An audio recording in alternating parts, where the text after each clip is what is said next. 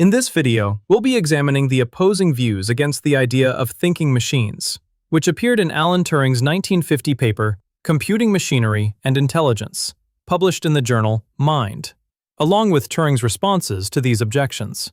This paper laid the groundwork for modern artificial intelligence research and sparked debates that continue to this day. It's best known for introducing the Turing test, which is familiar to just about everyone. Since the Turing test is already well known, we'll skip over it here. But if you're interested, you can read the full paper on your own. The first objection, the theological argument. The first objection comes from theology. Alan Turing pointed out that the counter-arguments from theology were insufficient to address the question at hand. Since dwelling on this objection further isn't particularly productive, let's move on to the next one. The second objection, the heads in the sand argument. The second objection can be summarized as, the consequences of machines thinking would be too dreadful. Let us hope and believe that they cannot do so. Turing suggested that this resistance stems from humanity's inherent belief in its own superiority.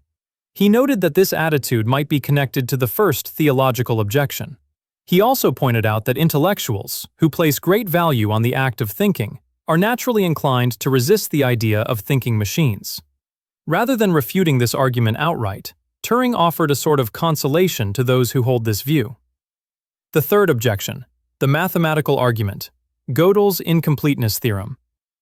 The third objection comes from mathematics and focuses on the limitations of discrete-state machines. This objection is based on Gödel's theorem, which he proved in 1931. In short, the theorem states that within any logical system, there are statements that can neither be proven true nor proven false using the system's own rules.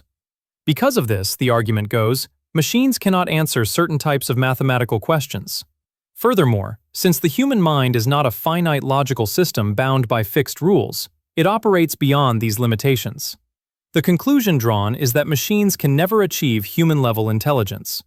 Turing did not outright reject this argument, but he significantly weakened its force. He acknowledged that machines do have limitations. However, he pointed out that the claim that humans have no such limitations was stated without any supporting evidence. He also emphasized that when machines fail to answer certain questions, it creates a sense of superiority in humans. But he stressed that this feeling is deceptive. A machine giving a wrong answer is only a small victory for our pride, and we won't be able to claim the same victory against other, more advanced machines in the future. Machines can give wrong answers, but that doesn't mean humans are incapable of giving wrong answers as well. The fourth objection, the argument from consciousness. The fourth objection is the argument from consciousness. In the paper, this is discussed through Professor Jefferson's 1949 Lister oration. Here's a brief summary of that argument. Not until a machine can write a sonnet or compose a concerto because of thoughts and emotions felt, and not by the chance fall of symbols, could we agree that machine equals brain, that is, not only write it, but know that it had written it. No mechanism could feel pleasure at its successes, grieve when its valves fuse, be warmed by flattery, be made miserable by its mistakes, be charmed by sex, be angry or depressed when it cannot get what it wants. Turing argued that these statements essentially invalidate the Turing test itself. He pointed out that truly knowing whether something is conscious is impossible. Person A might think, A is thinking, but B is not, while person B thinks, B is thinking, but A is not. Because of this, Turing considered the debate pointless. He believed that accepting his test, rather than adopting a solipsistic viewpoint, could settle this argument. Turing clarified that he did not want to give the impression that he thought there was no mystery surrounding consciousness. However, he emphasized that solving the mystery of consciousness was not necessary to answer the question of whether machines can think. The fifth objection, arguments from various disabilities. The fifth objection revolves around the general idea that machines can do some things but will never be able to do others.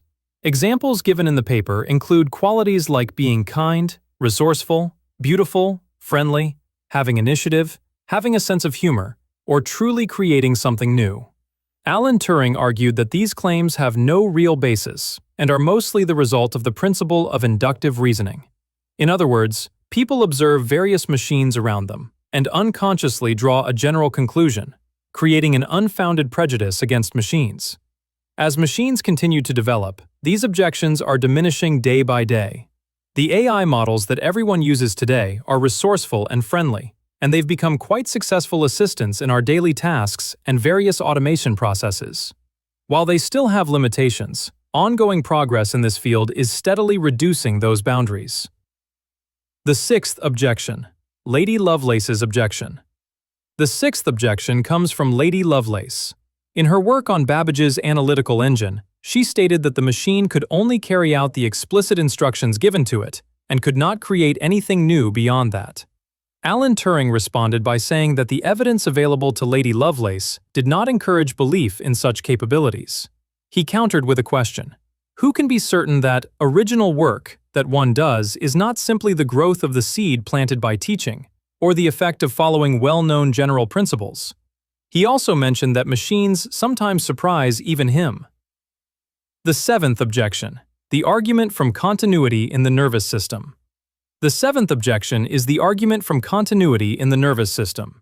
The claim is this: the nervous system is certainly not a discrete state machine. A small error in the information about the size of a nervous impulse impinging on a neuron may make a large difference to the size of the outgoing impulse. It may be argued that, this being so, one cannot expect to be able to mimic the behavior of the nervous system with a discrete state system. Turing emphasized, based on the conditions of the imitation game, that this would make no difference. He argued that if the internal workings of the machine are different, but an observer cannot detect that difference, then it doesn't matter. He also refuted this argument in his paper by providing the example of analog computers. There are two additional objections I haven't covered in this video, as well as Turing's final recommendations on the path toward building thinking machines. If you're interested, you can read those sections directly from the paper.